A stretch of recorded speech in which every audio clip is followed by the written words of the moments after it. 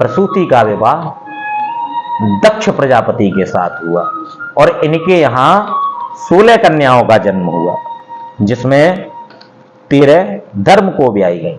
श्रद्धा इत्यादि 13 पुत्रियां धर्म के साथ ब्याही गई। एक पुत्री अग्नि के साथ ब्याही गई, जिसका नाम था स्वाहा। एक पुत्री पितरों के साथ ब्याही गई, जिसका नाम था स्वधा। और एक भगवान शिव के साथ ब्याही गई, जिसका नाम था सती। एक बार यज्ञ चल रहा था और यज्ञ में तीनों देवता विराजमान थे, भगवान विष्णु, ब्रह्मा और शिव, तीनों देवता बैठे हुए थे। उसी समय दक्ष प्रजापति का आगमन होता है और दक्ष प्रजापति को देख करके सभी देवता खड़े हो जाते हैं, लेकिन 3 देवता खड़े नहीं होते। दक्ष को क्रोध आ जाता है और क्रोध में आकर के दक्ष कहता है, चलो ब्रह्मा जी की तो कोई बात नहीं, ब्रह्मा तो मेरे पिता हैं, इसलिए इनका तो कोई बात नहीं, और विष्णु को मैं अपना इष्ट मानता हूं, इनकी मैं पूजा करता हूं, इनकी भी कोई बात नहीं, लेकिन ये जो बीच में बैठा हुआ है मरकट लोचन, चिता की भस्म लगाए हुए, जिसके गले में नाग पुष्कार मार रहा है, ये मरकट लोचन बंदर जैसा स्वरूप बना करके मेरे सामने बैठा हुआ है, और देखो तो सही, मैंने अपनी पुत्री इसको दी है, ये मेरा जामाता है और मैं तो इसके पिता का समान हुआ, फिर भी ये मेरे सामने खड़ा नहीं हुआ, इसने मेरा सम्मान नहीं किया। आज के बाद कोई भी देवता यज्ञ में भगवान शिव को भाग नहीं देगा, ये मेरा आदेश है, और यदि कोई भगवान शिव को भाग देगा तो उसका वो यज्ञ संपूर्ण नहीं माना जाएगा। आज से शिव जी का भाग वर्जित है। जैसे ही दक्ष प्रजापति ने ये आदेश किया, भगवान शिव मुस्कुराए, आसन से खड़े हुए और वहां से प्रस्थान कर गए। अब तो कोई यज्ञ ना कराए, क्योंकि यज्ञ कराएंगे भगवान शिव को भाग देंगे, और जब भगवान शिव को भाग नहीं देंगे तो भगवान शिव नाराज होंगे, और जब भगवान शिव का क्रोध आएगा तो यो यज्ञ संपन्न कैसे होगा। अब तो प्यारे कोई यज्ञ नहीं कराए, चारों तरफ अकाल पड़ने लगा, क्योंकि यज्ञो वर्षति पार्जन्य, यज्ञ से जो बरसात होती है, उस बरसात से जो अन्न होता है वही अन्न कल्याणकारी होता है। सूत जी महाराज कहते हैं, सौनकादि मुनियों, पहली बार आज दक्ष प्रजापति ने यज्ञ का आयोजन किया और उस यज्ञ में सबको बुलाया, लेकिन भगवान शिव को निमंत्रण नहीं दिया। आकाश मार्ग से देवता जा रहे हैं और माता सती सभी देवताओं को देख रही हैं और देख करके पूछ रही हैं, क्यों जी कहां जा रहे हो। देवता कह रहे हैं, सती क्या तुम्हें नहीं बुलाया, तुम्हारे पिता के यहां यज्ञ हो रहा है और हम सब तुम्हारे पिता के यहां जा रहे हैं, क्या तुमको नहीं बुलाया यज्ञ में। सती भगवान शिव के पास पहुंची, प्रभु क्या हमारे पिता ने यज्ञ में हमें निमंत्रण नहीं दिया, क्या आपके पास हमारे पिता का कोई निमंत्रण नहीं आया। भगवान शिव बोले, देवी तुम्हें जाना है यज्ञ में तो तुम जाओ, लेकिन मैं सत्य कहता हूं हमारे यहां कोई निमंत्रण नहीं आया। सती हाथ जोड़ करके बोली, स्वामी कहीं ऐसा तो नहीं निमंत्रण आया हो जो आपके पास तक ना पहुंचा हो, किसी गण के पास में हो, या फिर निमंत्रण तो दिया हो, जो दूत निमंत्रण लेके आ रहा हो वो कहीं मार्ग में हो, क्या ऐसा हो सकता है। भगवान शिव ने कहा, देवी यदि तुमको जाना है तो तुम जाओ, मैं तुम्हें रोकूंगा नहीं, परंतु एक बात बताओ, जब हमारा पाणी ग्रहण संस्कार हुआ था तब आपने एक वचन दिया था, उद्याने मद्यपाने पिता गृहे गमने न चा। उद्याने माने जंगल में, मद्यपाने मतलब मदिरा पान किए हुए व्यक्ति के आगे, और अपने पिता के यहां बिना बुलाए नहीं जाओगी। स्वामी आपसे निवेदन करती हूं, एक बार पूछ तो लो, क्या निमंत्रण आया हो और आपने आपके पास तक सूचना न आई हो। देवी, यदि तुमको यज्ञ में जाना है तो मैं नंदी इत्यादियों को भेज करके यज्ञ में भेज देता हूं आपके पास। और आज नंदी इत्यादि गणों से कहा, बोले जाओ माता सती के साथ जाओ और यज्ञ में जाकर के भाग लो। आज माता सती यज्ञ में जा रही हैं और जैसे ही यज्ञ में पहुंची, यज्ञ देख करके आज चकित रह गई। सभी देवताओं का स्थान बना हुआ है और यदि स्थान नहीं है तो भगवान शिव का नहीं है। लेकिन क्या करें, भगवान शिव ने तो कहा था मत जाओ, लेकिन माता सती नहीं मानी। आज अपमानित होने लगी। बहनों ने देखा, देख करके हंसी उड़ाने लगी। देखो सती आई है, इसको तो हमने निमंत्रण भी नहीं दिया, इसको तो किसी ने बुलाया भी नहीं, फिर भी ये आ गई। और पिता ने तो दृष्टि भी नहीं डाली, देखा भी नहीं कि कौन खड़ा है। अनदेखा करके आज पिताजी निकल गए। केवल एक मां ऐसी थी जो आकर के सती के गले लगी और कुशलक्षेम पूछा। माता सती ने पूछा, मां, क्या मेरे पति भोलेनाथ का कोई भी भाग इस यज्ञ में नहीं है? माता कुछ नहीं बोल पाई।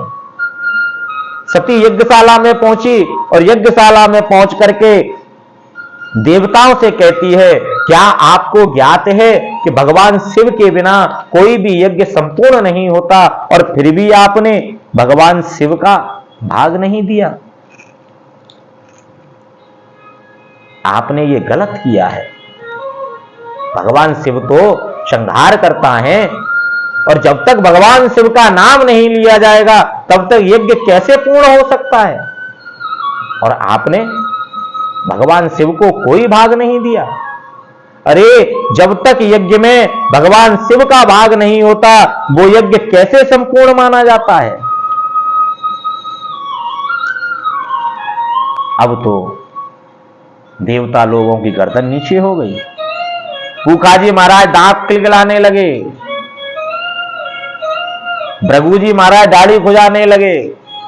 देखते देखते सती को क्रोध आया और सती ने अग्नि का आवाहन किया, शरीर में अग्नि प्रकट की और अपने शरीर को यज्ञ कुंड में स्वाहा कर दिया। जैसे ही सती ने यज्ञ कुंड में अपने शरीर को स्वाहा किया, नंदीगण आए और नंदीगणों ने आकर के बचाने का प्रयास किया, लेकिन दक्ष की सेना ने नंदीगणों को वहां से मार पीट करके भगा दिया। रोते रोते नंदीगण भगवान शिव के पास पहुंचे और जैसे ही भगवान शिव के पास पहुंचे, भगवान शिव को बताया।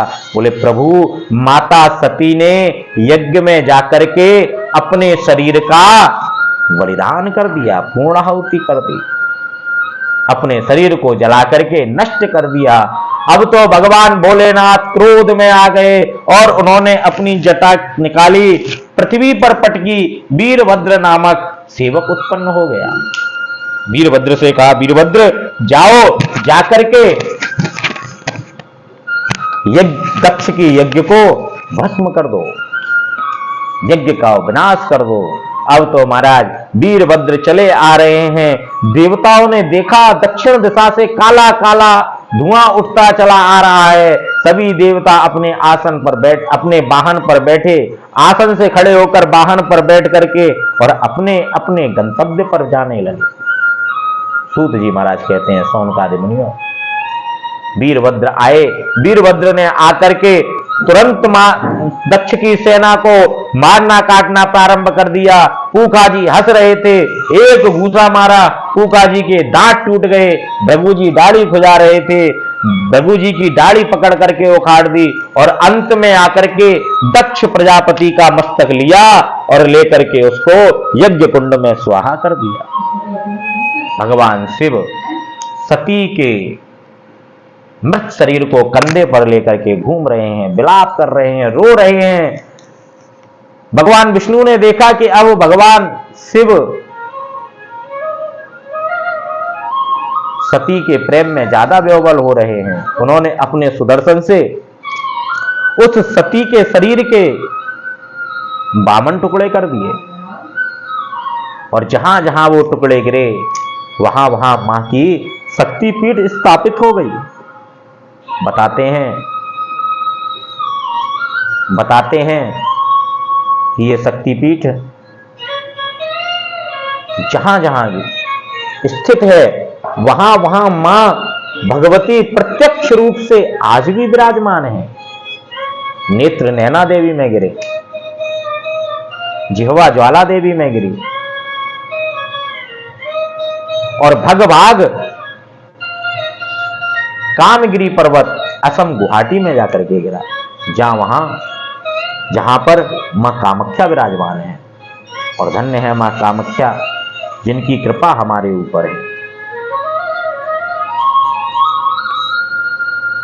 सूत जी महाराज कहते हैं, सौनकादि मुनियों, भगवान शिव समाधि में बैठे हुए हैं और आज समाधि में बैठ करके भगवान शिव ध्यान मग्न हो गए। उसी समय जब दक्ष की यज्ञ विध्वंस हो गई, दक्ष को लेकर के सभी देवता भगवान शिव की स्तुति करने के लिए जा रहे हैं और वहां जाकर के भगवान शिव की स्तुति करते हैं। नमामि समीसा न निर्वाणि रूपम विभुं व्यापकं ब्रह्म वेद स्वरूपम निजं निर्गुणं निर्विकल्पं निरीहं चिदाकाशमाकाशवासं भजेहं निराकार मौकार मूलं तुरीयं गिरा ज्ञान गोतीतमीशं गिरीशं करालं महाकाल कालं कृपालं गुणाकार संसार पारं नतोऽहं तुषाराद्रिसंकाश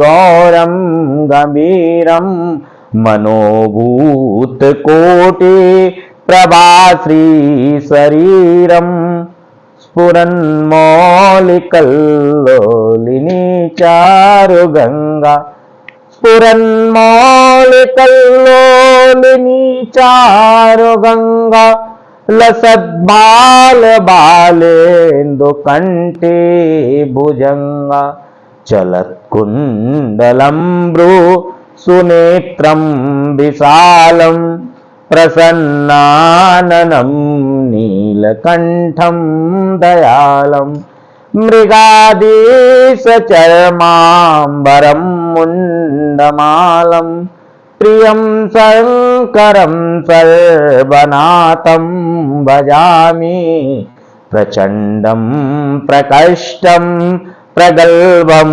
परेशम् अखंडम अजं भानुकोटि प्रकाशम त्रियाशूल निर्मूलनं शूलपाणिं भजेऽहं भवानीं पतिं वामगम्य कलातीत कल्याणकल्पान्तिकारी सदा सच्चिदानंद दाता पुरारी चिदानंद संदोह मोहापहारी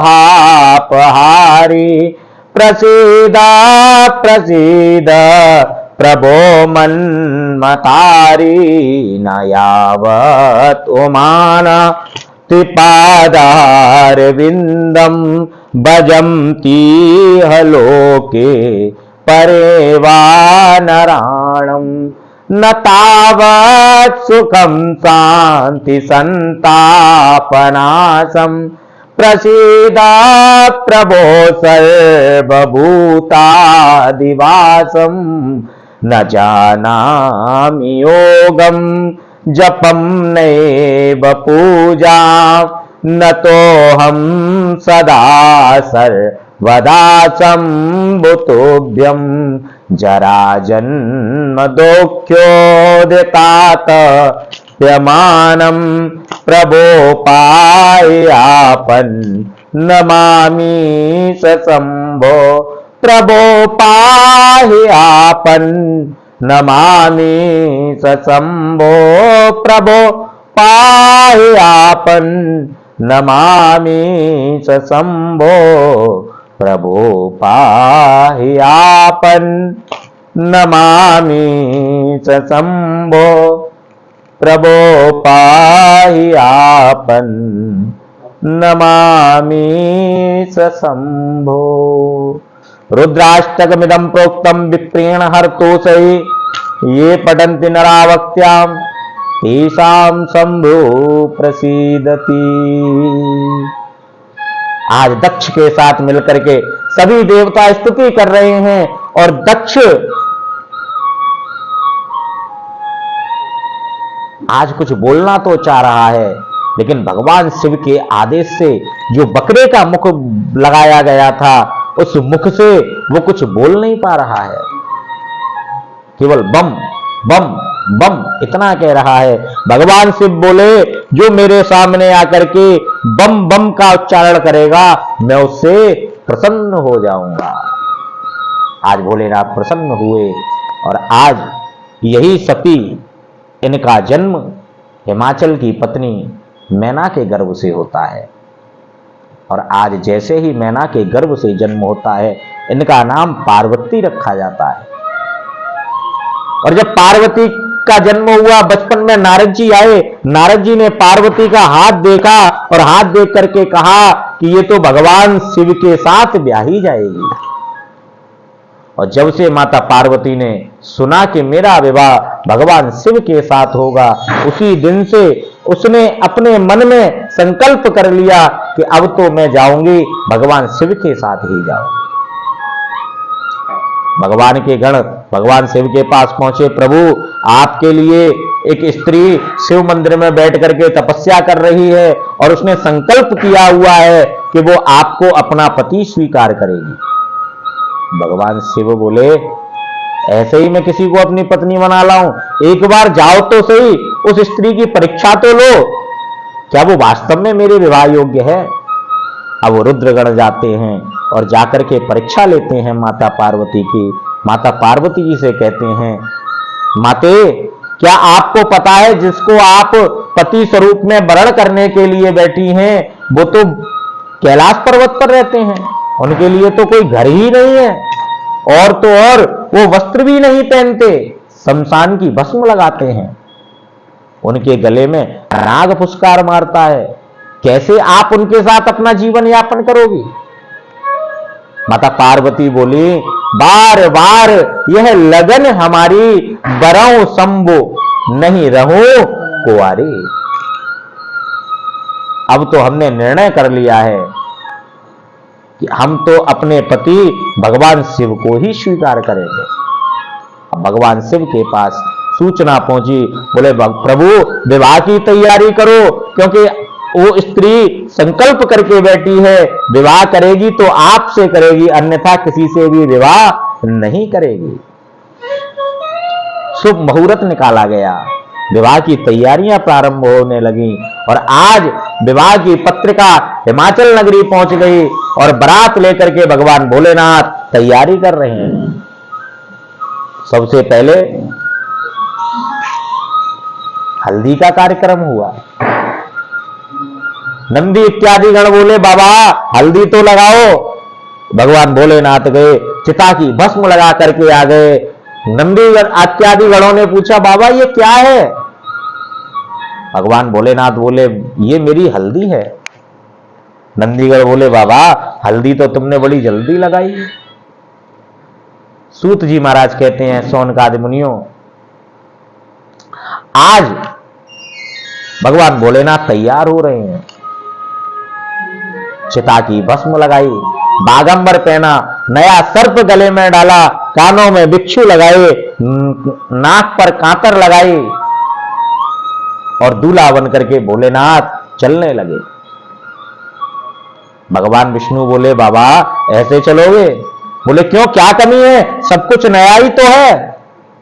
देवता बोले बाबा चलो कोई बात नहीं, जब बारात चढ़ेगी तब हम बन जाएंगे दूल्हा बाराती, दूल्हा के साथ में बाराती बन जाएंगे, और जब पता चलेगा कि अब बारात में मार पड़ने वाली है तो ये सब वहां से हम भागना शुरू कर देंगे। भगवान भोलेनाथ बोले भैया ऐसा क्यों बोल रहे हो? बोले आपको देख करके ऐसा लग रहा है कि बारात चढ़ेगी कम पिटेगी ज्यादा। बोले क्या मतलब? बोले तुम्हारे देखो तो सही कैसी बारात है। बोले चलो चलो कोई बात नहीं, अब तो मैं दूल्हा बन गया, बारात लेकर के चलो।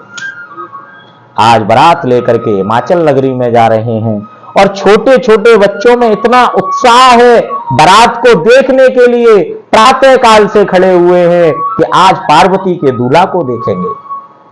नगर की स्त्रियां अपने अपने खिड़की में, अपने अपने झरोके में पुष्प लेकर के खड़ी हुई हैं कि जब भगवान भोलेनाथ की बारात आएगी, जब सती का दूल्हा आएगा, जब पार्वती का दूल्हा आएगा, तब उस पर हम पुष्पों की वर्षा करेंगे। सूत जी महाराज कहते हैं सौनकादि मुनियों, सर्वप्रथम ब्रह्मा जी का रथ आया और जैसे ही ब्रह्मा जी के रथ को देखा, बालक बोले यही पार्वती का पति है। और जैसे ही वो रथ आया, उस रथ में देखा, ब्रह्मा जी से पूछा आप? बोले मैं पार्वती का पति नहीं, मैं तो पार्वती के पति का मित्र हूं। बोले जब मित्र इतना अच्छा है तो पार्वती का पति कैसा होगा? दूसरा रथ आया, उसमें भगवान विष्णु बैठे हुए थे और जैसे ही विष्णु को देखा, बालक बोले हो ना हो यही पार्वती का दूल्हा है। जैसे ही भगवान विष्णु से पूछा प्रभु आप पार्वती के दूल्हा? बोले नहीं, मैं पार्वती का दूल्हा नहीं हूं, मैं तो पार्वती के दूल्हा का मित्र हूं। बोले जो मित्र इतने अच्छे अच्छे हैं तो दूल्हा कैसा होगा? और इस बार जैसे ही दूल्हे का नंबर आया, अब तो चारों तरफ भगदड़ मच गई। जो पुष्प लेकर के खड़े हुई थी स्त्रियां, उनकी हिम्मत नहीं कि एक फूल की पत्ती भी भगवान भोलेनाथ के ऊपर डाल दें। भूत प्रेत राक्षस यक्ष गंधर्व सब चले आ रहे हैं, नाचते गाते चिल्लाते हुए। जो बालक प्रातः काल से बारात की प्रतीक्षा कर रहे थे, वो बालक अपनी मां के आंचलों में जाकर के छुप गए। अब तो प्यारे बारात आई और सासू मां ने जैसे ही बारात दूल्हे की आरती उतारी और वैसे ही नाग ने फुसकार मारी, और जैसे ही नाग ने फुसकार मारी, कहूं गिरी सास और कहूं गिरी थारी। भाज गई बेचारी, फिर नहीं आई और जाकर के हल्ला मचाने लगी, नारद अगर तू आज मुझे मिल जाए तो मैं तेरे ताम तीमड़ा ऐसे फोड़ू कि आज के बाद तू किसी भी कन्या का विवाह नहीं करवाए। मैंने तो सोचा था भगवान भोलेनाथ महलों के राजा होंगे, पर तूने किस भूत प्रेत के संग मेरी पुत्री का कन्यादान करवा दिया। भोलेनाथ मंडप के नीचे बैठे हैं और मंडप कन्यादान की आवाज लगाई जा रही है, लेकिन एक भी स्त्री कन्यादान करने के लिए नहीं आ रही है। भगवान शिव ने भगवान विष्णु से पूछा क्यों जी, कोई कन्यादान करने क्यों नहीं आ रहा है? बोले बाबा आपने स्वरूप ही ऐसा बना दिया है, फिर कन्यादान करेगा कौन? बोले क्या मतलब? बोले दूल्हा ऐसे थोड़ी होता है। बोले आप ही ने कहा था दूल्हा बन जाओ। अब दूल्हा तो काला भी होता है, दूल्हा तो गोरा भी होता है, दूल्हा तो सुंदर भी होता है और दूल्हा असुंदर भी होता है। आपने कहा दूल्हा बन जाओ तो मैं दूल्हा बन गया, आप कह देते सुंदर दूल्हा बन जाओ तो मैं सुंदर दूल्हा बन जाता। भगवान विष्णु बोले बाबा अब भी कुछ नहीं बिगड़ा है, चले जाओ जाकर के अब तो कुछ करो। भगवान भोलेनाथ उठे, थोड़ी देर के लिए बाहर गए और लौट करके आए। इतना सुंदर स्वरूप बना करके विराजमान है, अब तो जो देख रहा है वो मोहित हो जा रहा है। एक बूढ़ी सी डोगरी, सब लोगों ने मना किया, क्या करेगी कन्यादान करके, पार्वती का दूल्हा तो बहुत असुंदर है, पार्वती का दूल्हा तो बहुत असुंदर है, पार्वती के दूल्हे जैसा तो कोई नहीं है। बोले तुम सबने देखा है कि नहीं? बोले हाँ देखा तो है, देखा तो है इसीलिए तो बता रही है। बोले अच्छा चलो ठीक है मैं भी देख के आती हूं। और आज बूढ़ी सी डोगरी लठिया टेकते हुए कन्यादान करने के लिए जा रही है। और जैसे ही कन्यादान करने के लिए पहुंची, डरते डरते उसने नजर उठा करके भोलेनाथ की तरफ देखा और भोलेनाथ के सौंदर्य को देख करके ऐसी जोर से चिल्लाई, अरे देखो तो सही, पार्वती का पति तो इतना सुंदर है, इतना सुंदर है, इसके समान कोई दूसरा इस त्रिलोकी में नहीं है। अब तो जिसने भी सुना वो भगवान भोलेनाथ के दर्शन करने के लिए आ रही हैं और धूमधाम के साथ भगवान शिव का कन्यादान हो रहा है।